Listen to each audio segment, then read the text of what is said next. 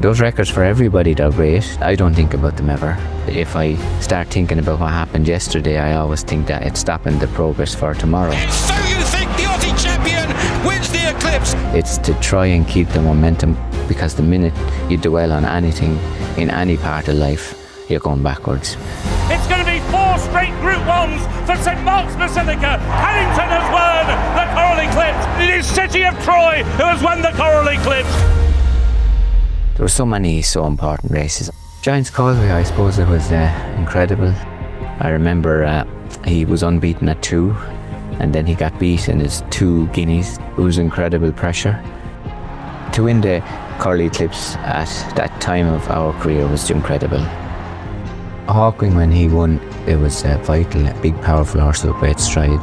For Oratorio, the same. We always thought it wasn't going to be straightforward, wasn't going to be easy, but we felt it could happen, and it did happen. As Mount Nelson, Pipe Dreamer with a late challenge. Johnny was one of those riders that used to visualise things and try and make it happen, and 9 times out of 10 he made it happen.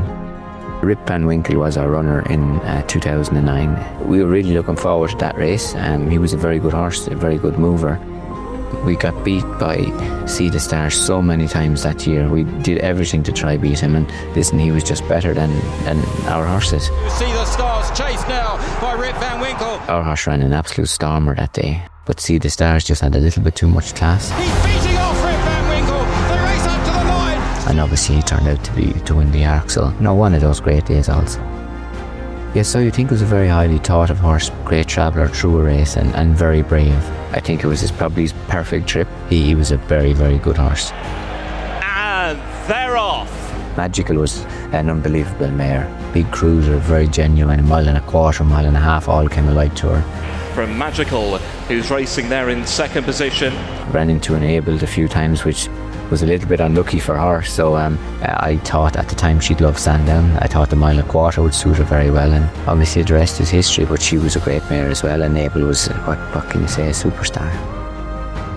Very hard to get away from St Mark's Basilica. Yeah, he was super impressive. A tense enough time when he was running the Eclipse, because then he was going to be exposed to see how good he really was. Was he as good as we thought he was? Finished it very quick, like a real absolutely top horse. Paddington, he was a horse that would travel and quicken, and that day he was very impressive. The City of Troy was a very special horse, and the first day he worked. The Eclipse the race was always going to suit him.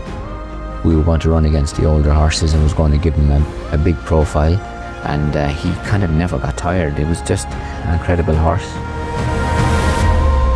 If you do your best and fail, it's no problem, and you can accept it.